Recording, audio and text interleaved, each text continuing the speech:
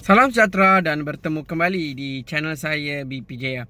Okey, baru-baru ni dalam 12 Ogos macam tu ya, JIM telah membuat satu serbuan di Kapar Kelang. Okey, serbuan ni melibatkan kes di mana warga negara asing yang membuat kerja-kerja meleraikan kenderaan lusuh.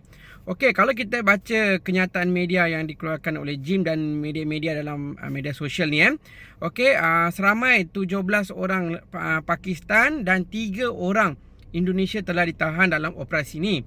So total 20 orang, okey. So mereka ni meleraikan kenderaan-kenderaan yang lusuh dan kenderaan-kenderaan yang disyaki dicuri. Lepas tu dia orang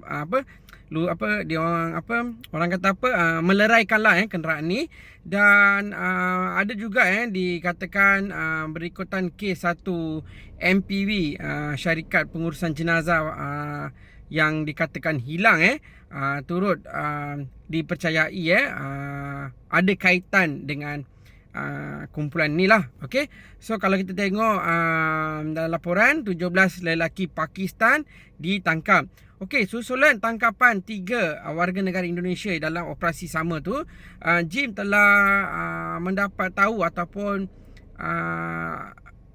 dapat satu kes lagi di mana ada juga kes-kes yang di mana warga negara Indonesia ada macam rumah transit lah sebelum dia hantar pulang. So Indonesian parti Indonesia ni lah dia ada kaitan dengan sindiket mengantar balik warga negara Indonesia dan dia menyimpan di sebuah rumah transit, lebih kurang macam tu lah ya. Dan mereka pun ditahan juga ya kerana membuat kerja-kerja macam ni lah, okey. Dan sindiket ini menawarkan harga yang tertentu untuk pengurusan balik, okey. So kesemua mereka telah pun ditahan JIM dan siasatlah mengikut peraturan-peraturan ataupun akta-akta yang berkaitan berdasarkan kesalahan yang mereka lakukan.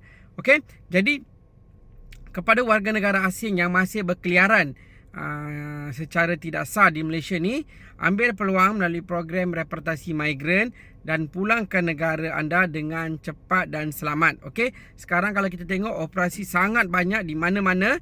Sebelum anda kena tangkap, lebih baik serah diri dan baik lek. Okey, kepada yang dah menonton, jangan lupa untuk follow channel saya.